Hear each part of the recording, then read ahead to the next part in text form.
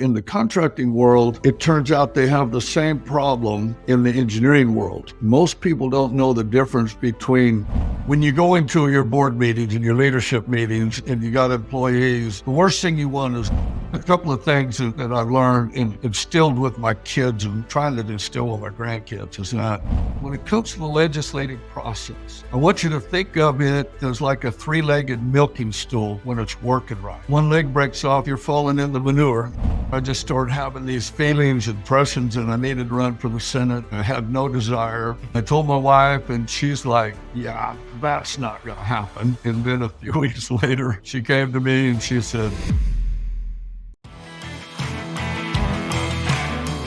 less stress, more time, more money. Welcome to the Cash Flow Contractor. Interview. Martin, have you ever thought about running for office of any kind? Not only thought about it, I was a mayor of a little town in Nebraska.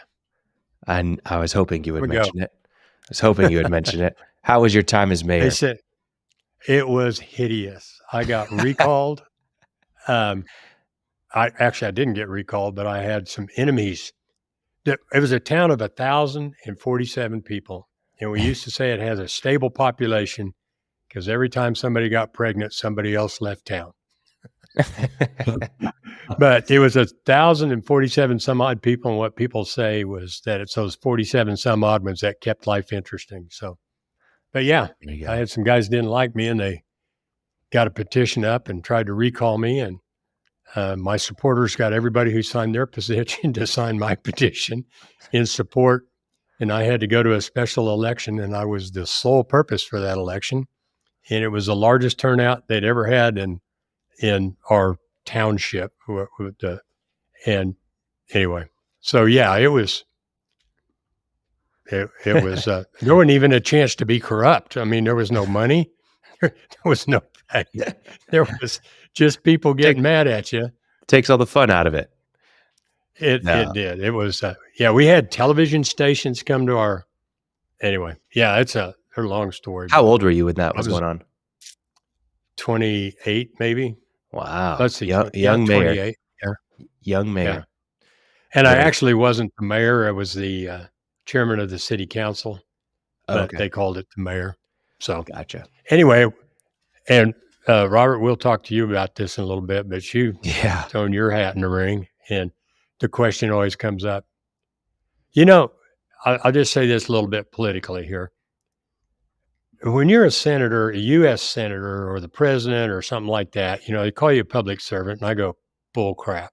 That's a freaking job. And you make good money at it. I'm not talking about corruption. You're making money. But the lower you go down, you get to state, you make some money, but you work many more hours than you're compensated for. You get down to be a mayor of a small town, and I think we got $200 a year. And our city attorney advised me not to take it because that would make me kind of like a professional. Anyway. The further you go down in the food chain, like I haven't had a job that's paid me what a senator gets since I was in the 20s. But when you go to mayor, that's like the job you had when you were a paper boy. Yeah. And it truly is public service. And even here in Norman, I don't like all of for our listeners, if they know we're from Norman, Oklahoma. I don't like the politics and attitudes of a number of our council people, but man, they're in there putting their money where their mouth is. They're doing work and trying to influence things, and I respect them for that. So anyway, well, we'll talk a lot. We'll finish up this episode, Robert, talking about your run for state senate going on, which is very exciting. Excited to hear how that works and all the pieces that are moving there. But you've got a very interesting background, Martin. We talk a lot about growing businesses on this show, how to find less stress, more time, and more money as a contractor. Our guest, Robert, you've got a lot of experience with growing businesses, specifically through acquisitions. I'm sure through other means as well, but we do want to focus a little bit on that. Why don't you give our listeners a little bit of the background of your history as a business owner and as an operator? Well, I started Waterwheel, an environmental drilling company in Norman. in February of 92. So Okay. 32 years.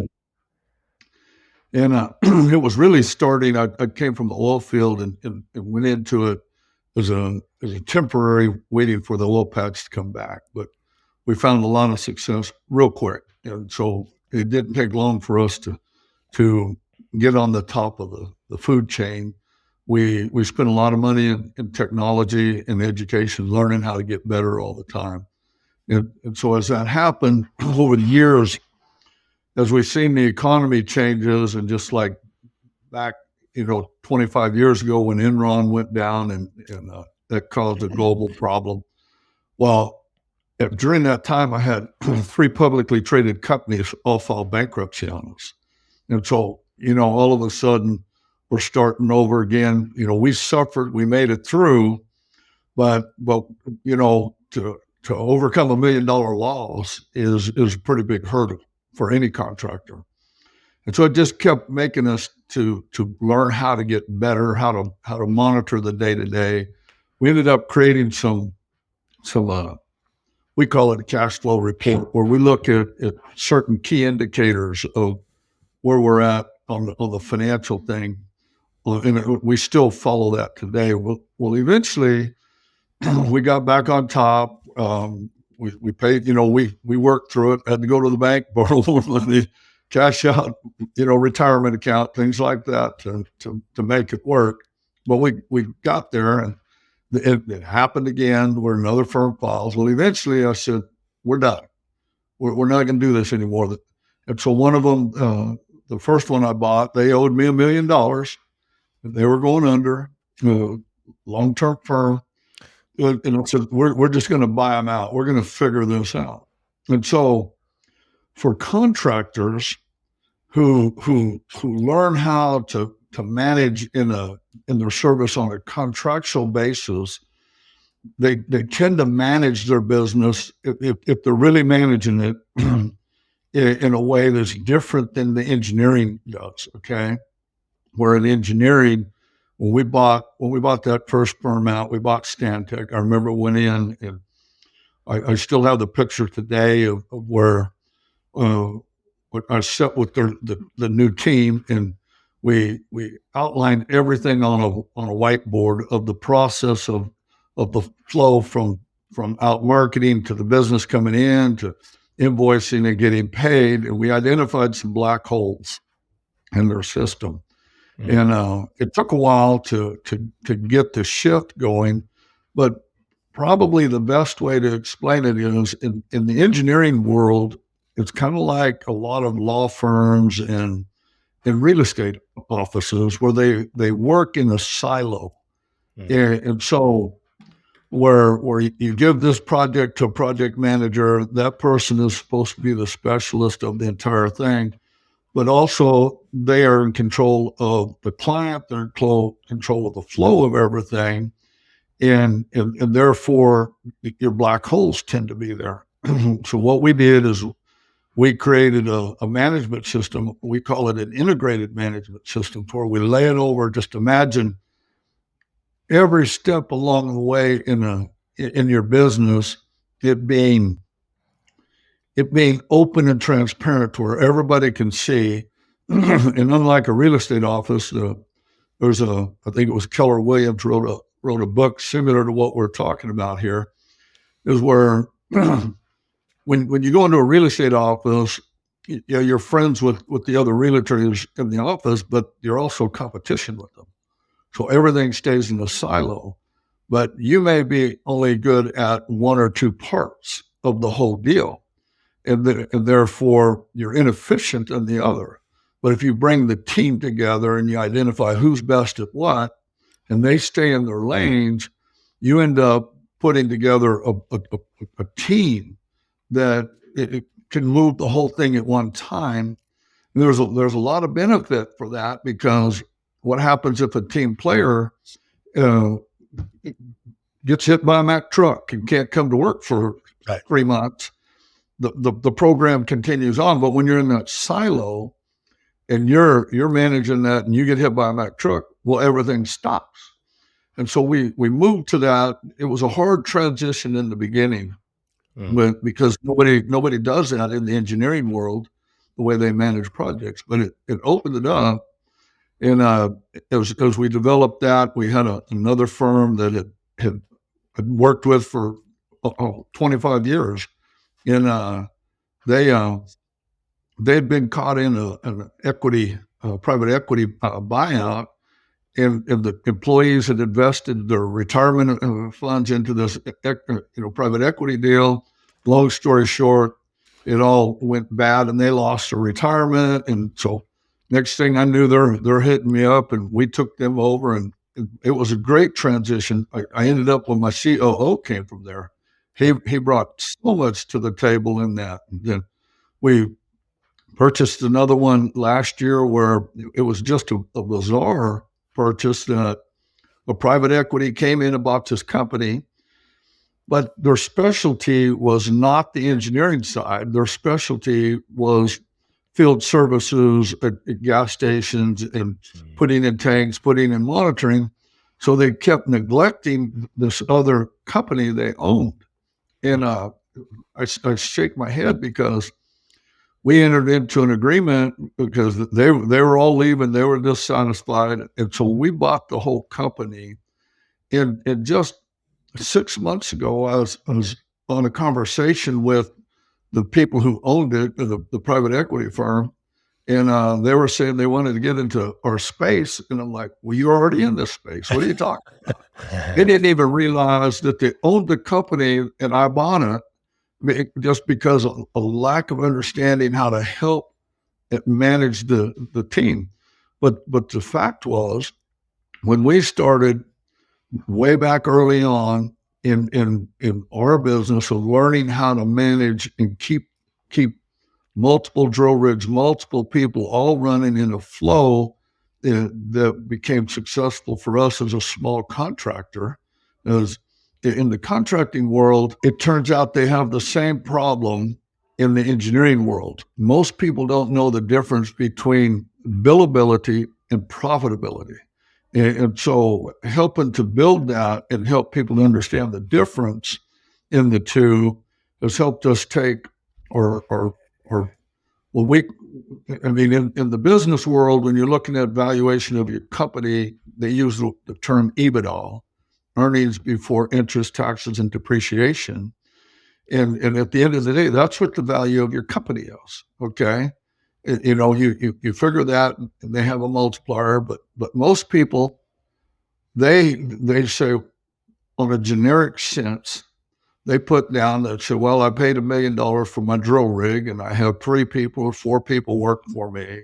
And so they come up with a daily formula, but almost always in the small contracting world, they don't really understand the cost of business, and they don't understand the difference between a markup and a margin.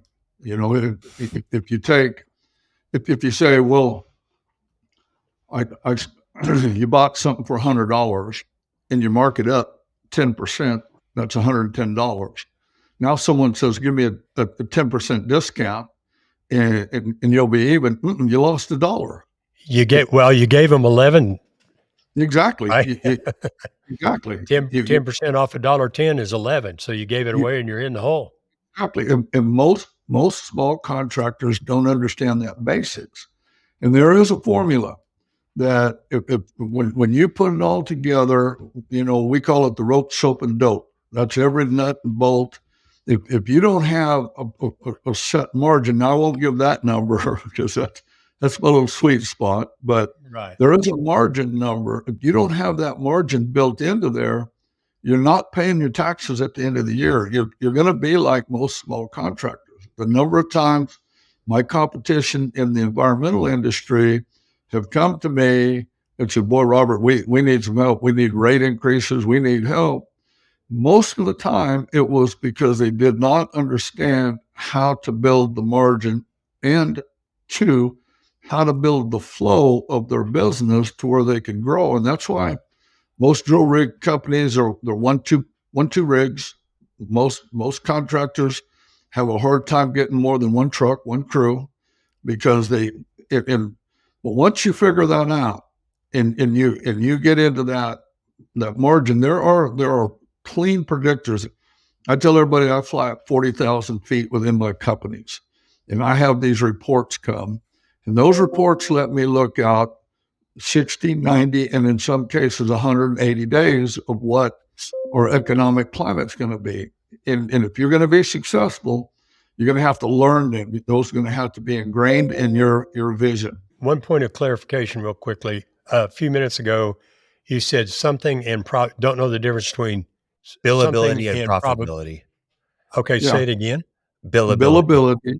Oh, billability. Okay, I just Yeah. I wanted to clarify one thing as well, Robert. Going back to the very beginning, you said that in '92 you started, and then you worked with some publicly traded companies. Were those clients, or were those firms that you were acquiring that were publicly traded? No, those companies, we were working for them as a subcontractor. And then they went bankrupt. They went bankrupt. And so that left you in the hole with, you were funding the projects, waiting to get paid, and you never got paid. That's correct. Okay. And then at a certain point, you made your first acquisition of an engineering firm that was struggling. Is that right? That owed you money. That owed you money. They owed me $1 million. And then you ended up buying them out?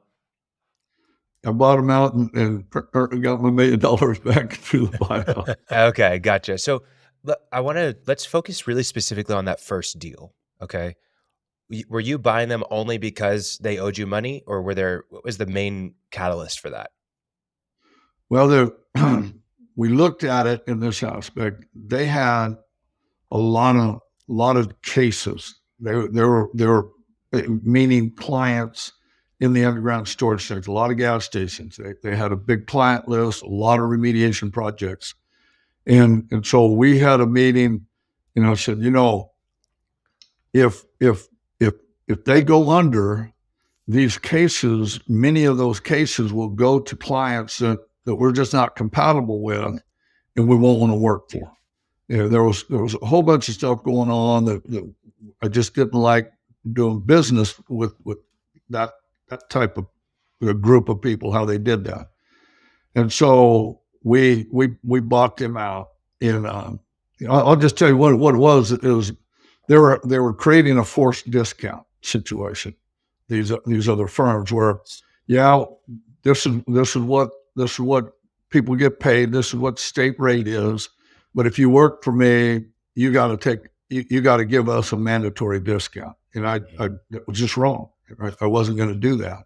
And so when I bought this firm, I didn't want to get stuck in any of that. So I terminated that with this firm I even bought. I said, that's not happening. Okay. And so, when we made that acquisition, we had several hurdles. One was how they did business in general, but then two, how the backside of the business, the way, matter of fact, there was a subcontractor that was in the flow that they, I'm trying to remember the numbers. It was like $80-something thousand, and they were forcing them on a 15% discount. And so the deal was already done. They were just waiting for the payment. When the payment came in, I said, no, that's not happening. They get to 15%. That's their money. We're not playing that game. And so often people think that the power of negotiations at the end of the deal is where you're making your money. If you're waiting to do that there, you're not a good business person. Mm-hmm. You have to build it up front. You have to know what your margins are. You have to have a good plan. You need to know, just like when a project goes out of this Norman office for the field guys, we've got an idea how many hours, how many days that project's going to take, and we monitor that, and we support them to do that.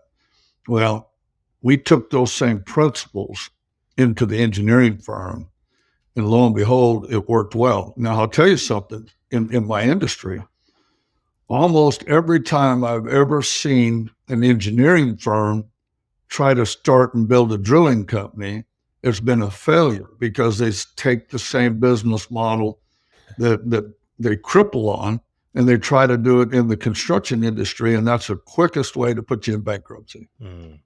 So would you say, Robert, are you running? So just to clarify, you were mainly a contractor that was drilling, right? That's correct. And then your first acquisition was actually an engineering firm. That's correct. And so would you say that you already said that just now, that going from engineering to the contracting side of drilling doesn't work. Did you take the principles that you learned in the contracting side and apply them to engineering to make it work? Or did you have to adopt new principles that you created for both contracting and engineering? Most of what we did was apply what we learned on the drilling side. Okay. In field services, most of it went directly across. Okay. And there was a lot of pushback. The professionals, they don't like any form of like micromanagement and tight scheduling. They just push back against it. And fortunately, my Tulsa people, Bruce, he's got a bachelor's and a master's in geology, but he had an MBA. And so when we sit down with him, the light came on. He could see how that transition could help. But most people, they don't have that knowledge.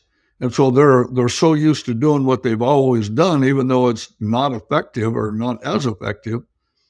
Change is hard. Yeah. So you had to deal with it sounds like you had to deal with a lot of culture change. There was that culture of forced discounts, and you had to nip that in the bud. I'm curious how much of that culture change was company wide, or was it really just the back office that was doing the billing, the negotiations, the salespeople? It really was. It was company wide. It was company wide. It was company wide, and so much so that I ended up commissioning and having a music video created called "I Want to Be a Rock Star." Okay, got it copyrighted, everything, and but it was because usually in the engineering side, either your top engineer or your senior geologist, they get all the glory, and so they tend to talk, my project, okay, and I completed this, I did this, when in reality there's this whole team that sits out there that helped make the project successful. And so when you take away this silo that my and me, and you lay it over and it's us and them together, it's a different picture. And so, the video showed every level of people in every different phases. It was a quick video running, and the theme was the ladies out front in each one of the offices, the administrative assistants, were just as important and needed and valued as the top senior geologist in there. Yeah. In fact, we even did a deal where we had a company-wide meeting, had everybody come to Oklahoma City, and about 60 people, and we had a training meeting, and we did two things where there we had the People's Choice Award, and then we had the President's Choice. And so as the President's Choice, I chose the three top administrative assistants as our rock stars of the year. And because they do so much in the background that keeps it going, and people just throw stuff on their desk and they don't give them even a pat on the back or bring them a donut. And so they're just missing that link. And then what was really cool because of the change within the environment was wanted everybody to vote. Everybody in the meeting voted on who helped them the most that year to progress. And so they could not mention any of the top three management team. It had to be someone there. And so it was hard in the end to calculate it because everybody voted on those directly next to them, just the next level up. They didn't go high. It was the next level up was who did the most to help them, and trying to build that culture that your lower level people would feel that way of the next level up. Oh, yeah. Yeah, your customer is the next person up in the line that you're providing for. You bet. Yeah. Hey, did you? It was a kind of a key thing for today was in my mind was to talk about culture, which you're just nailing it. Now, did this just start with you? I mean, did you wind up with some engineers you had to let go because we just don't need that jerk around here? Did you force this on them? Did you? I mean, obviously the video is shows that you didn't just force it. Yeah. How did you effect the culture melding? That's the question. That was the hardest thing, and you had to stay on top of it. You really did, because the first thing you have to realize when you're taking a failing business and you're going to change policies and procedures of how business was done, the people who were there who helped create those policies and procedures will almost never admit that it was the policies and procedures that helped lead to the unsuccessful side of the business. They will always blame somebody somewhere outside of that. And so the buy-in has to be there. And so we did have to let a couple people go up front. There were some integrity issues. It was a zero tolerance, and that had to go away. But I worked diligently for a number of years trying to keep and course correct to some of the upper, and eventually I had to let a key person go. It just was resistant. And now there was I have a philosophy in this aspect that when you go into your board meetings and your leadership meetings and you got employees, the worst thing you want is a whole team of people that's saying, "Yes, sir, you're right, Mr. Keys. Yep, you got that, Mr. Keys." Then you want people who can be open and honest with you. And so I had an individual whose natural tendency was to be negative all the time. And it drove a lot of people nuts, but that person was could read and comprehend documents very, very well. And I knew this was my go-to person to give that to, because they were going to find everything wrong. They probably wouldn't point out anything good in it, but they would point out everything wrong. They'll tell you. Not being afraid to have people like that on your team. A lot of people won't do that because they don't want the headache. They want it to go smoother. But if you want less problems as you're growing, take people's strengths, whether it appears to be a negative strength that can benefit you. Don't be afraid of it, And so, when you talk about cultural change, it has to start from the top down in that management. No matter how hard you work at the bottom, you can get a lot of camaraderie going, but the moment they start working with the upper, so it has to work from the top down. They have to buy in. So how long does this take? What's the timeline? How long did it take for you in this first acquisition? Oh, it's still going on. Yeah. Okay. I was going to say, this isn't just a step in and 1 year change. Well, and see what you have to realize is the way we did this, would it have been easier to roll them in and say, you guys no longer work for that company, you work for this company, here's our policies, forget everything. It would have been, okay. It just keep growing the deal from the, bigger. Just everybody now works for Associated Environmental. But, in a strategic plan, I did not do that in the aspect that your health and safety is so critical in what we do.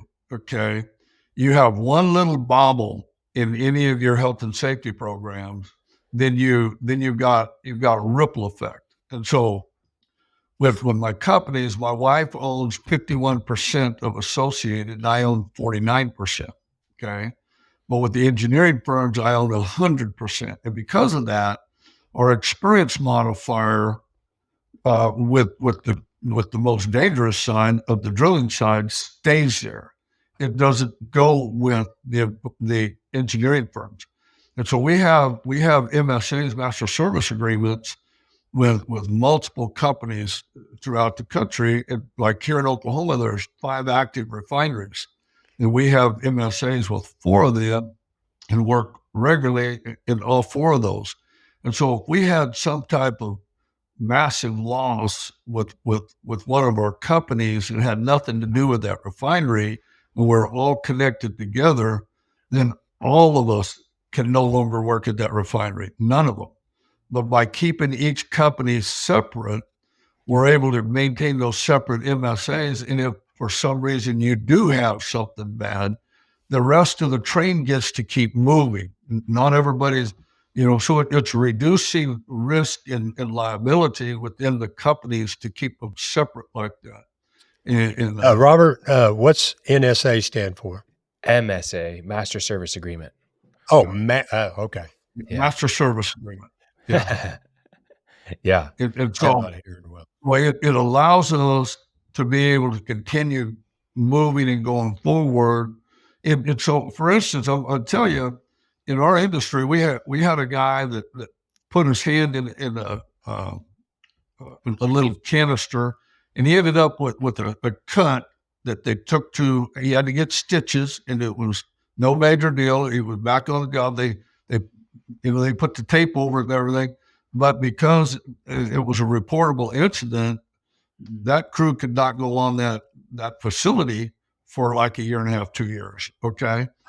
And so, health and safety, especially in your refineries and stuff like that, is so tight that to be able to keep yourself, the rest of everybody continuing to work, you've got to figure out a strategic way of building it. And so now, once you get up to 400 or 500 people, the bulk number of that changes your experience modifier rating. But while you're under 100, you're still you're fighting getting there. You get nailed. Yeah.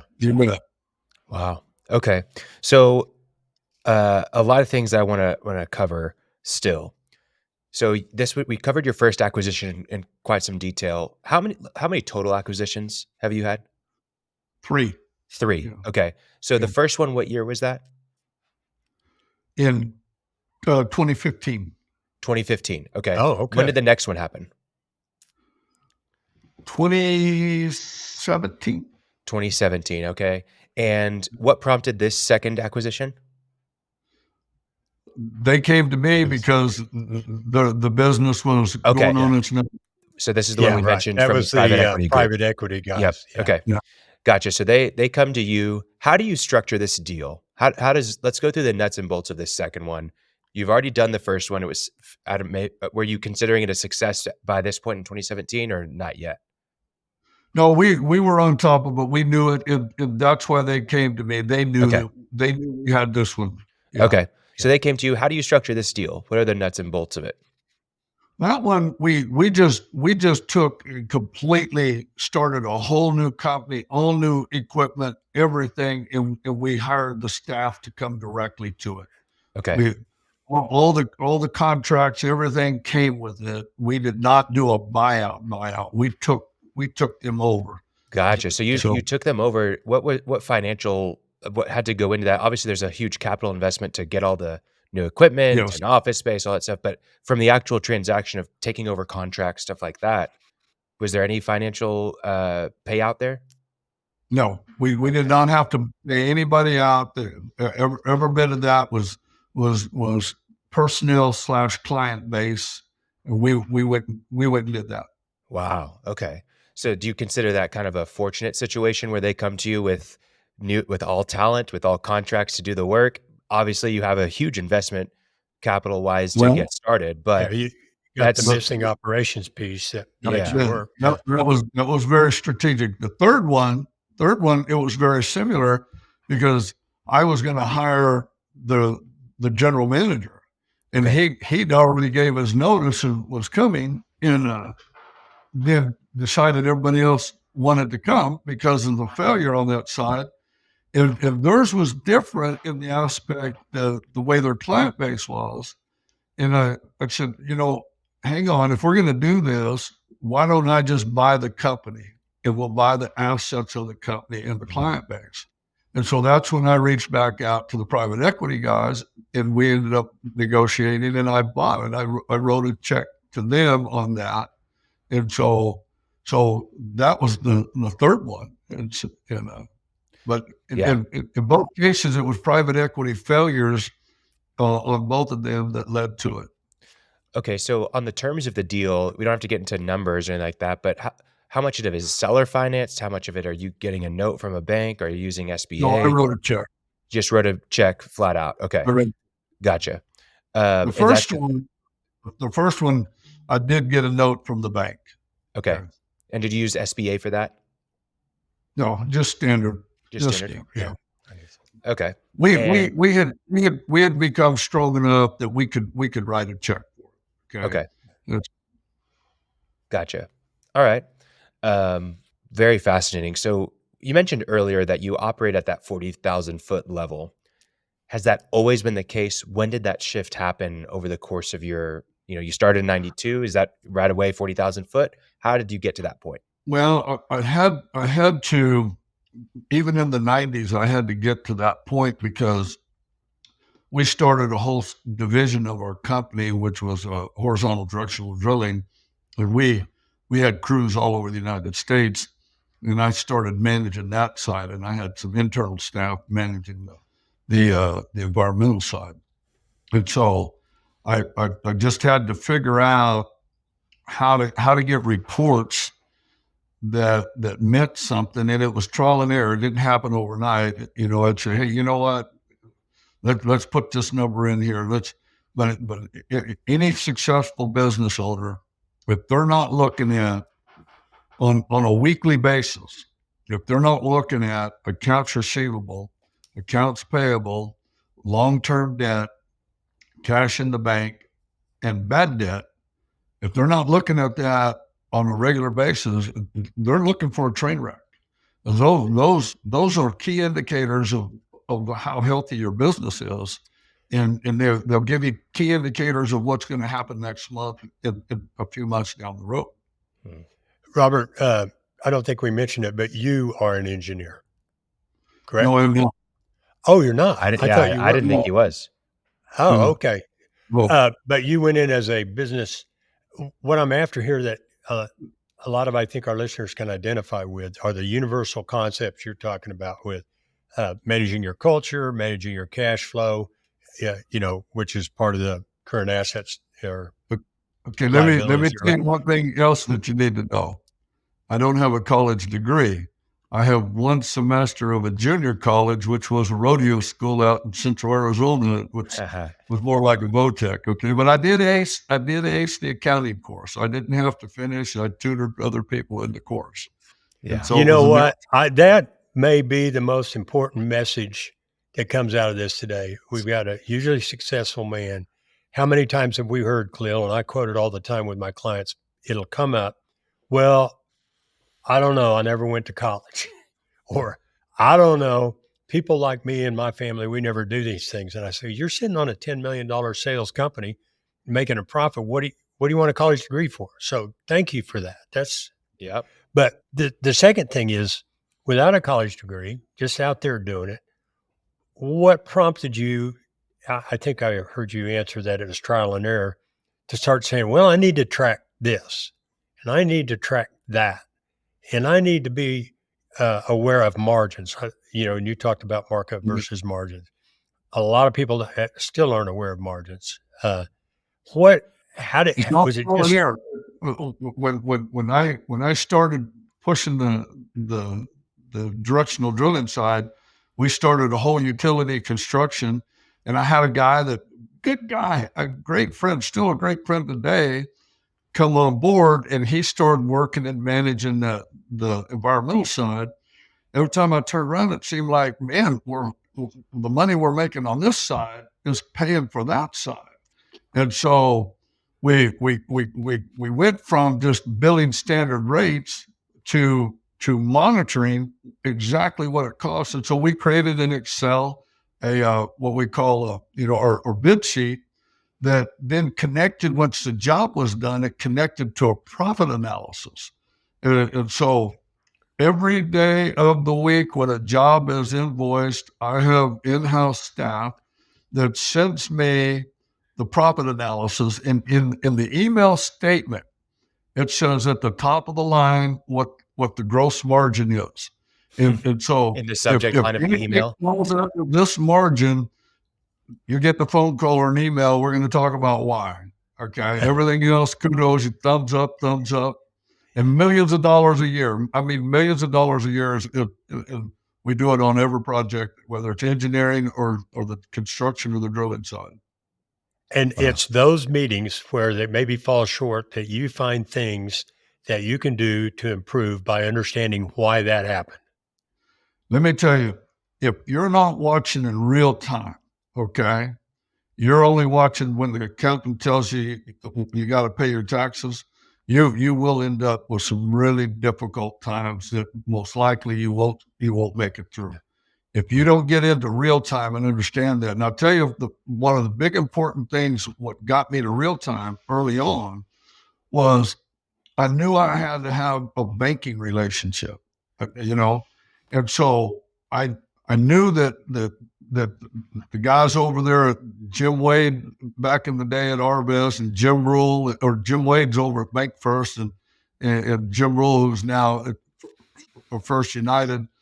There was a whole group of them that I've worked with over the years, but I knew that if I needed to get money quick, I better have my accounting in real time and have a good relationship with them up front. I did not need to wait till I'm in a bind, and then now somehow they got to go convince a board of directors. And those guys have been with me side by side, where they know my business, and they've been part of it, and developing that relationship, and then keeping real-time accounting is critical if you're going to take it and go from a small business and grow it into something. yeah. Oh, No, this is really. hey, let's do an album and you can be on the cover.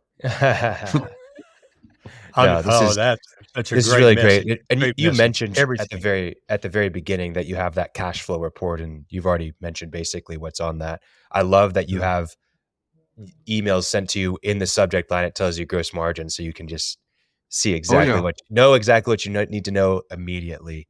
It doesn't take huge investments in software and technology to be able to figure that out. We've done it all in Excel. Yeah. And about the engineering firms, they have a program that we pay a lot of money for, Bill Quick, and I've sent people to California to the training and stuff. Bottom line is Excel does better for us than anything we've been able to find. That's great. I love that. Yeah. So you've mentioned, you're at that 40,000 foot level. You had to get there quickly. I want to understand. You've already talked about the emphasis on how valuable an administrative assistant is and the value that they bring to a project, to a company's health, to every single role in the team. I want to understand, for you to operate at that 40,000 foot level, it's not just the administrative assistants that you need help from, but you've got to have really special direct reports for you. Who are your direct reports? How many of them do you have? And then what do you look for in a really solid direct report? Well, when we say report, so maybe COO, operator, someone who's right underneath you. Talking to you, yeah. I have three that report directly to me, okay, and that's my CFO, okay, and my CFO also works as a COO over the drilling and construction, okay. And then the COO out of Tulsa office manages all professional services, the engineering side. And then I have or VP over construction who reports directly to me. And so if there's a problem out there, we've got something going on, we're looking at a big intricate bid, anything that they need, those three are the ones who have the beeline to me. But I make it available for anybody in the company. If you've got a need and you're not getting there, give me a call. Right. So So in those three, your VP, your CFO, and your COO, what makes them excellent direct reports to be able to manage entire sides of the business for you, but also be able to give you the peace of mind to stay at the 40,000 foot level? Well, they've all been with me long enough. They know they've been part of the standard that we've created. My VP over construction, he started with me in August of 1993. Okay, and so my CFO, he it's only job he's had out of college. He has a bachelor's in accounting, a master's in construction science, and then an MBA. And he got his MBA after about 10 years of working for me, about 10 years out of school. He's been with me about 17 years. Okay. And like I said, the COO, has a bachelor's and a master's in geology, but an MBA. And so the basis of their education have been the link in the field of understanding what we do makes it a very trustworthy in the aspect. The common thing that I do like is all the way down to my field guys is when they're up against the wall, there's a common thing that keeps coming back all the time is if they're bumped up against the wall and they're trying to figure out how to solve a problem, they tell me, they say, well, what would Robert have me do? So there's, you see what I'm saying? What it usually is where I'll just I'll call it an integrity issue. Okay. Whether you're trying to complete a well and there's a shortcut you can do and the client's trying to push you to do a shortcut, and then they'll look at it and they'll say, well, what would Robert have me do? And the aspect is they know we're going to follow the letter of the law. We're going to exceed the law. We're not going to cut that short. And that's a common thread all across the board. This is standard operating procedure in our shop. And so those are the bases. If you can take somebody that has, a good aptitude and good integrity, and you begin working with them, you can help them become what you need to do way better than you can take somebody with the most experience in the world, but you can't trust their integrity. You're fighting a losing battle. Yeah. And we fought some losing battles. That's why I say that. Yeah. Well, Robert, on your first day 33 years ago, what were you doing? Were you actually on a rig and sometimes in the office, but on day one or the reason I started it, because those are two different things. Well, either one's interesting. I mean, I'm speaking to guys who are listening that aren't where you are after 33 years. There's just tremendous wisdom and I'm sure trial and error and experience that's gotten you where you are. I like to have people, we like to ask people, when you started the business, what did you think a lot of sales would be? What were you thinking about when you drove around? Like, I'm thinking about, I got to get this job done. I got to get the threads fixed on that drill pipe, so literally, how did you start? What were you thinking when you started the company? What were you doing? Okay, I'll back up a little bit because I first went into drilling just because I found a job with a friend of mine's uncle in the summer of 1977. It was hard rock mining. That led me, I was going to go back to college, and I ended up meeting my wife. We got married, and so her dad was a water well contractor out in Arizona. So I worked for him for a while. But you were on the drilling rig. You were drilling. I was on the drill rig. That died, and I ended up in the oil field in Oklahoma. So we moved to Oklahoma in March of 81. So it was that 43 years ago. Okay, we moved to Oklahoma. I had about almost 10 years in the oil field, and it had some real good years, but then had some terrible years, some real bad years. And I tell everybody that, the only bragging rights I got out of the oil field is I was one of the few people that know that didn't have to file bankruptcy.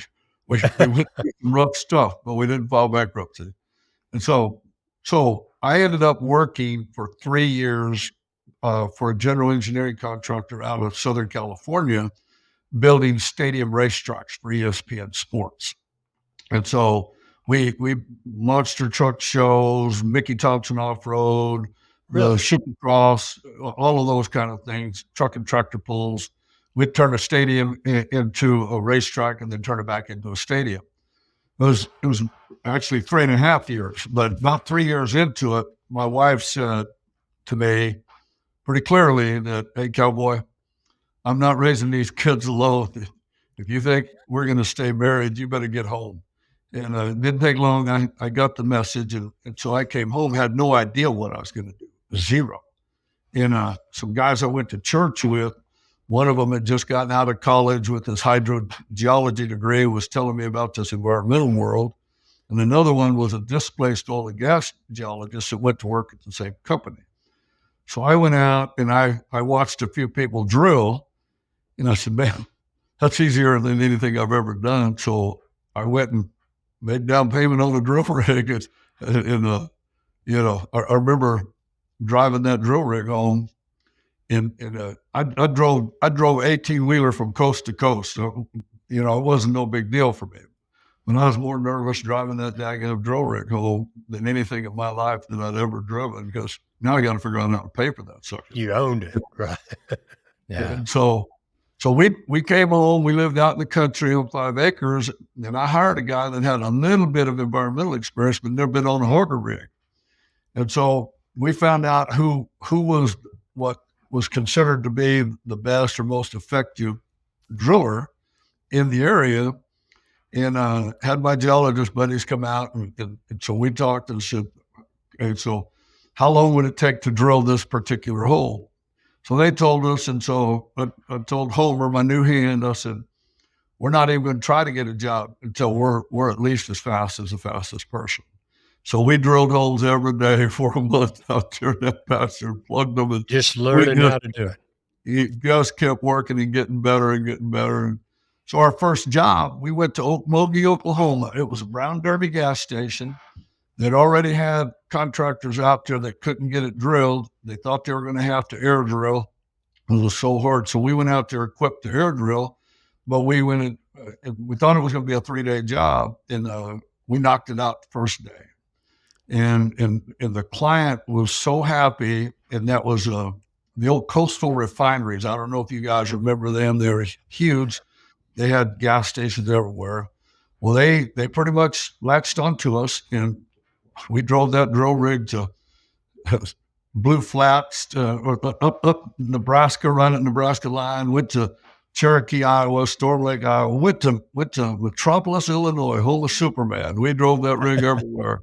And as we got more stuff done, we'd have more people call us up about things that people couldn't get done. So all of a sudden, we're in a whole different vein.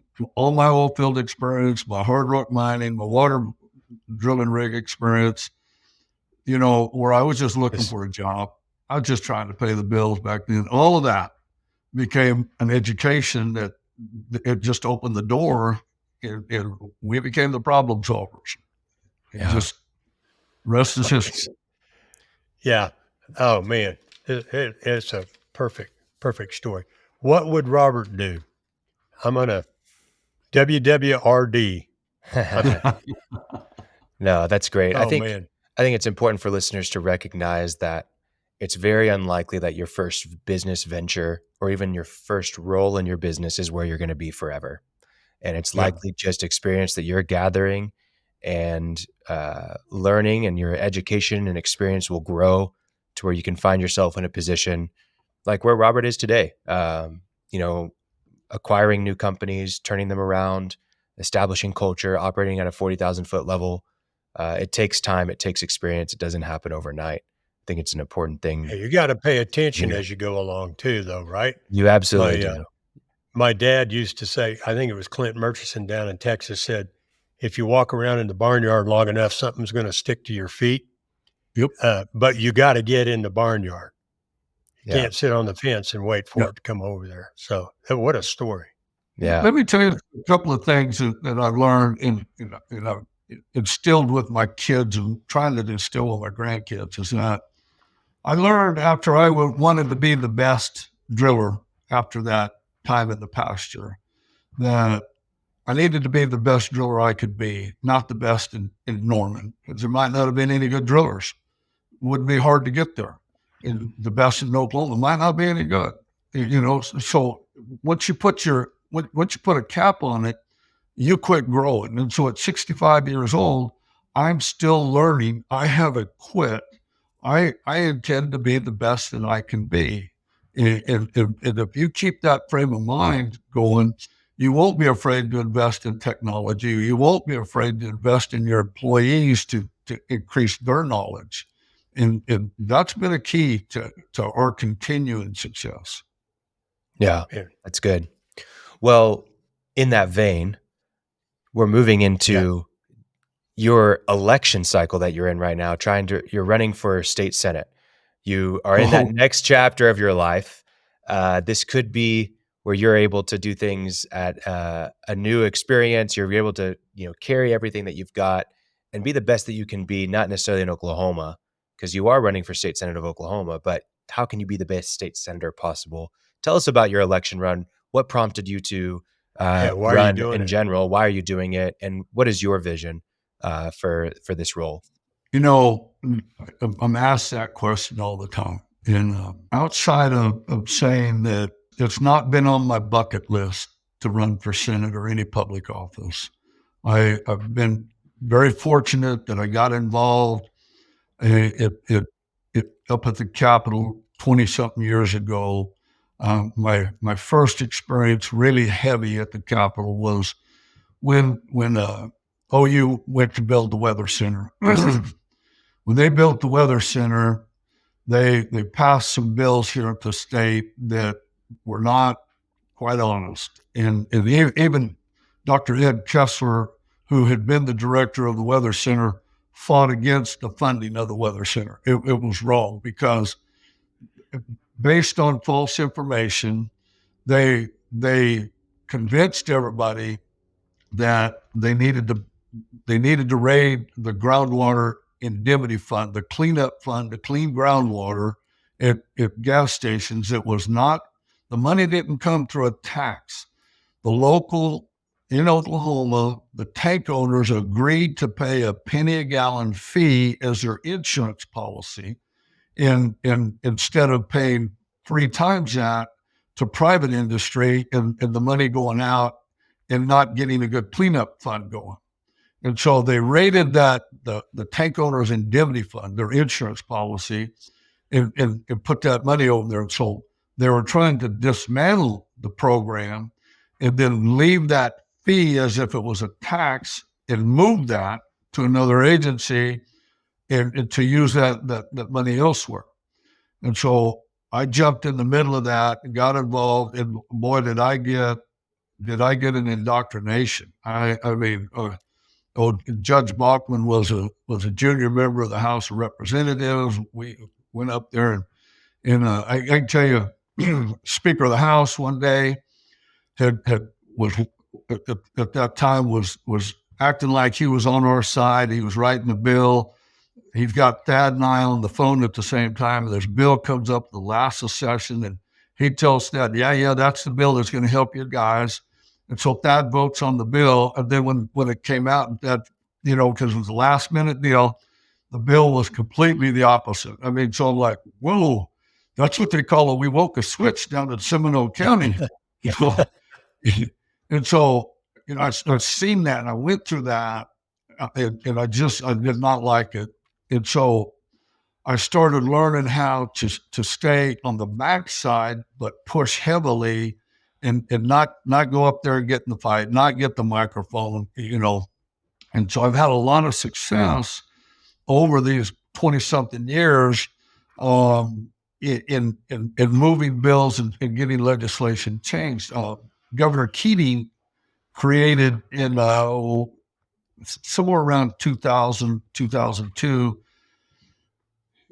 they created the Oklahoma Water Resources Driller, it's Driller and Pump Installers Advisory Council. And so, that's the stakeholders leadership of our industry. And it was created based on congressional district. And so I was appointed to that board or that council based on the congressional district.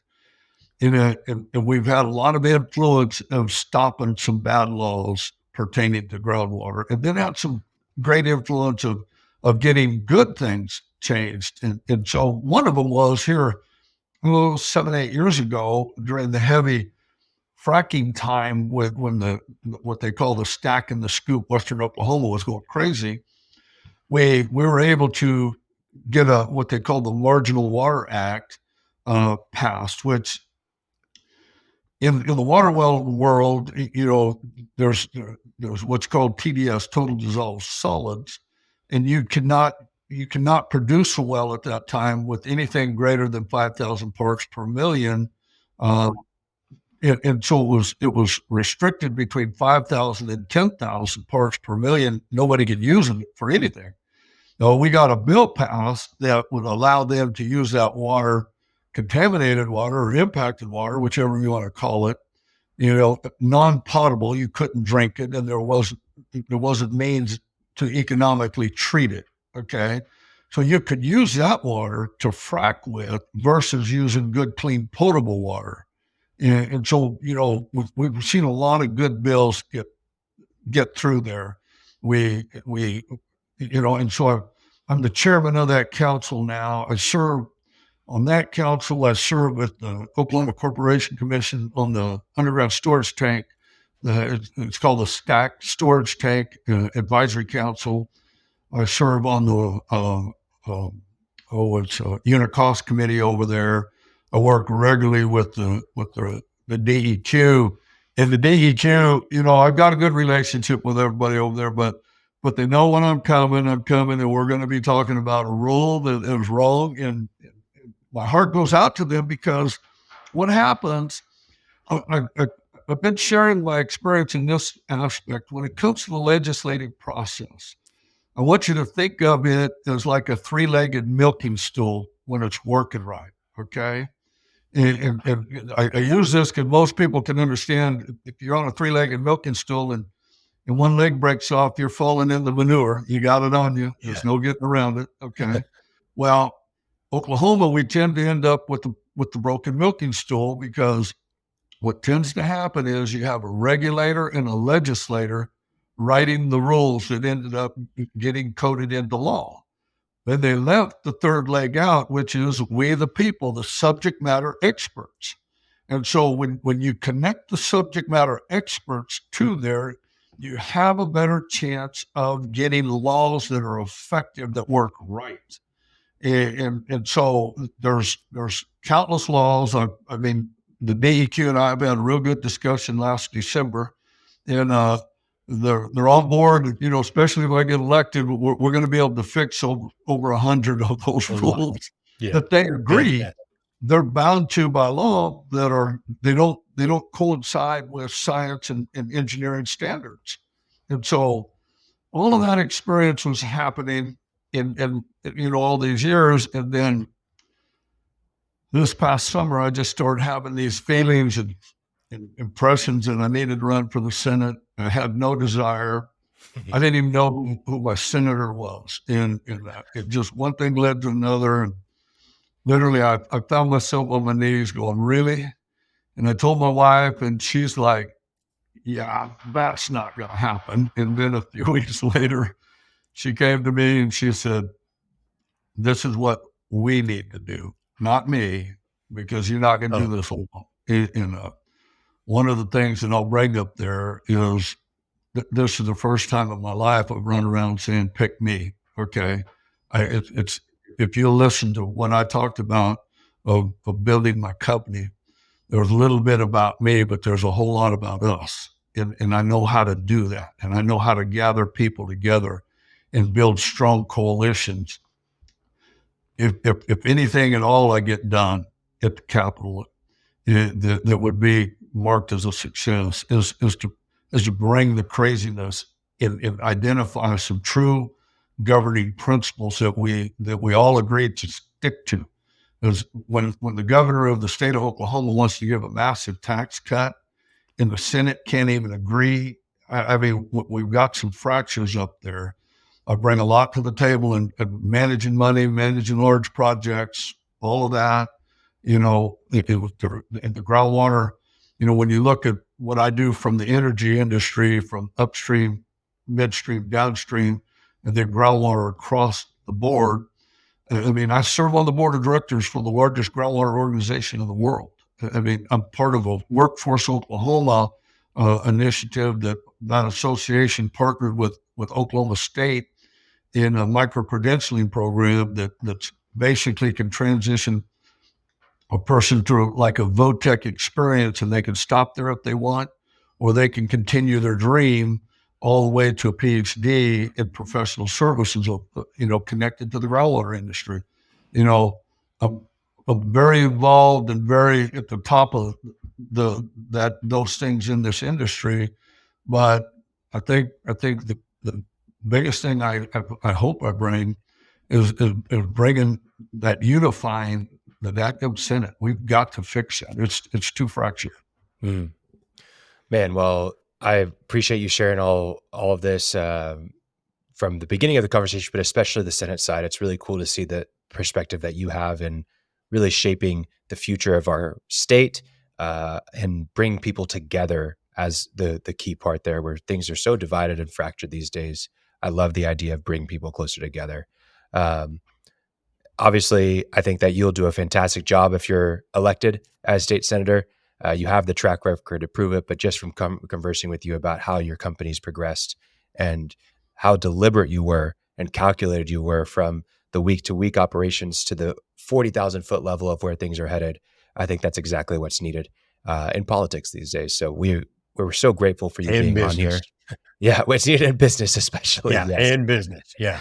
But we're so grateful for the time that you've given us today to share your experience. Honestly, we could interview you multiple times to gather the wisdom and experience you've gathered over the years, and just so many great things here, from what you should be doing on a weekly basis with your cash flow reports, mapping out your processes, getting rid of silos in your company, integrating the way that you manage every aspect of your projects, your companies into one system that is just transparent and straightforward for everybody in the company, focusing on margin and not markups.